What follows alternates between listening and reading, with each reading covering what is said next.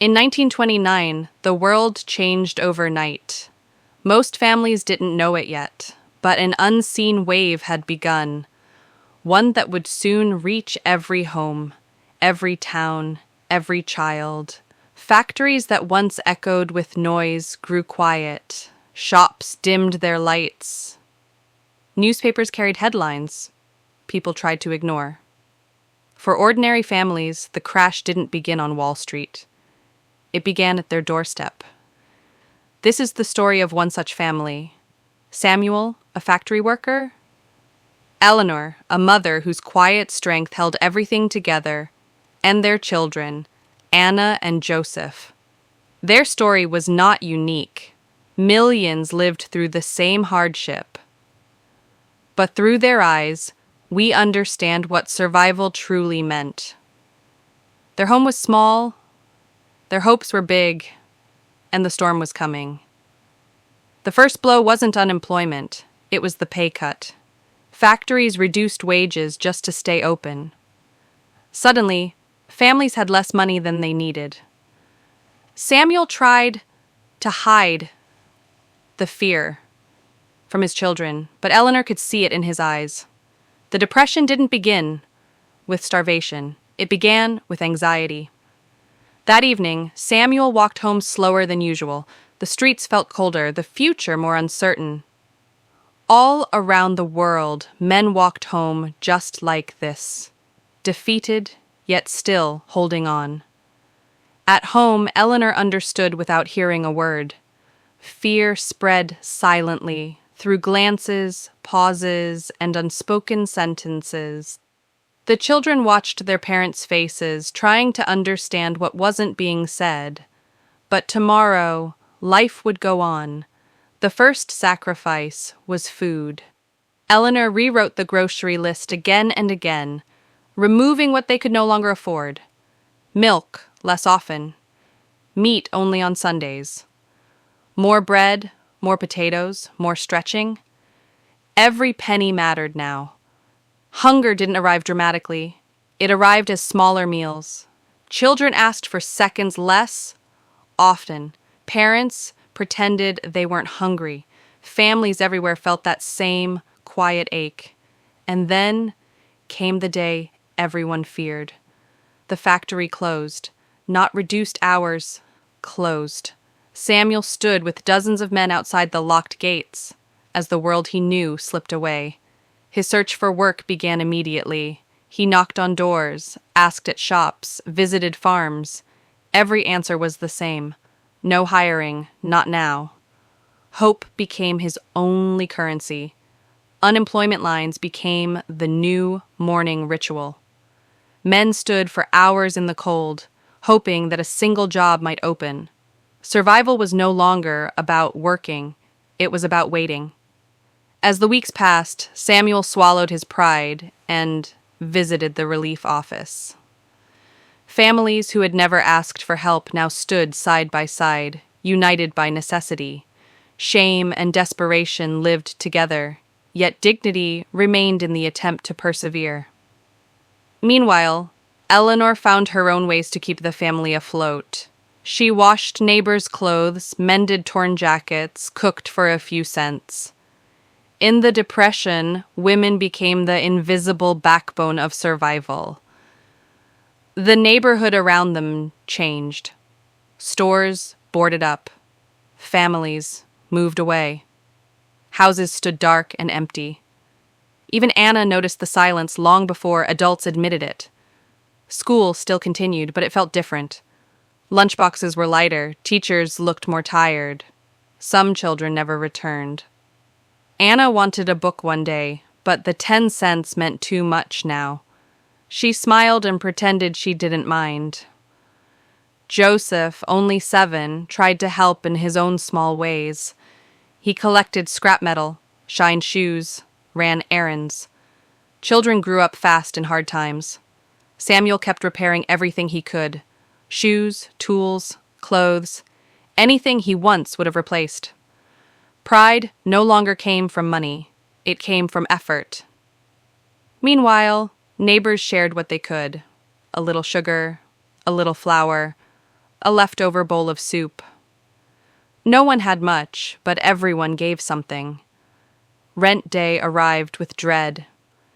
Samuel and Eleanor counted coins again and again, hoping they added up differently each time. Sometimes they paid late. Sometimes they prayed.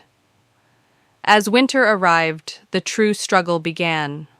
Coal was expensive, blankets were thin, families huddled not just for warmth, but for comfort. Illness arrived quietly. Thin blankets and colder nights meant children fell sick easily. There was no money for doctors. When Joseph caught a fever, fear settled into the walls of the small house. Homemade remedies replaced medicine. Herbs, warm water, whispered prayers. Eleanor stayed awake all night, wiping Joseph's forehead. Hope became medicine. Finally, after days of worry, Joseph's fever broke. A single small smile erased a week of fear. But outside, the world continued unraveling. Neighbors lost homes. Families moved in with relatives. Entire streets changed. Money became so scarce that Eleanor turned to bartering, a mended shirt for potatoes, a loaf of bread for spare fabric. Meanwhile, Anna cared for younger kids whose parents searched for work. Her childhood was becoming responsibility. Samuel refused to give up. If he couldn't find a job, he created one. Fixing fences, chopping wood, repairing tools. Strength wasn't measured in success anymore. It was measured in perseverance. By 1933, governments finally realized the scale of the crisis. Relief programs began, small at first, but life-changing. Samuel signed up the moment he could. The work was grueling, but honest. Clearing roads, lifting stones, digging ditches. That night, the meal tasted different. There was meat again, just a small piece, but enough to lift spirits. As relief programs spread, communities began to rebuild. Parks, schools, roads, things people had nearly given up on. Children found new friendships, born from shared hardship. Eleanor taught neighbors how to stretch ingredients, mend clothes, and survive on pennies. Knowledge became a new kind of currency. Samuel carved Joseph a new wooden toy from scrap pieces.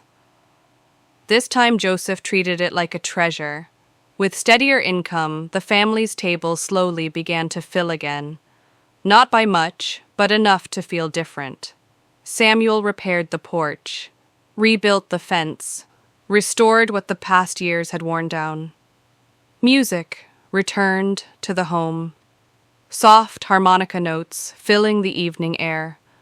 Laughter followed. Spring brought more than warm weather. It brought optimism. People planted gardens again, praying for good harvests. The family visited the park together for the first time in years. The depression hadn't ended, but their spirits had risen. Dreams returned slowly. Samuel dreamed of steady work. Eleanor dreamed of a larger garden. Anna dreamed of becoming a teacher. The children imagined futures brighter than their past. And then, one day, everything changed. The factory reopened. Smaller, quieter, but hiring. Samuel's name was on the list. For the first time in years, the future didn't look frightening. It looked possible. Routine returned. Samuel woke before dawn, kissed Eleanor goodbye, and walked toward the rising sun. Eleanor expanded the garden. Food security meant more than money ever could. Months later, the family bought something they hadn't in years: new shoes. The children stood taller, smiling without trying. Summer brought a small community celebration: music, shared food, laughter, things long forgotten. Eleanor wrote to her relatives. Her words carried both struggle and gratitude. Anna dreamed bigger. Joseph laughed freely again. The house felt lighter. One quiet evening, Samuel and Eleanor sat together watching the sunset. They remembered empty cupboards, silent winters, and endless uncertainty, but they also remembered courage, kindness, love, and the strength that held their family together. They had survived the impossible, together. The Great Depression changed the world, but it revealed something deeper about ordinary people. Strength is not loud, hope is not dramatic, and survival is built on small, everyday acts. Families like Samuel's didn't just endure hardship. They shaped a generation, and their legacy lives on.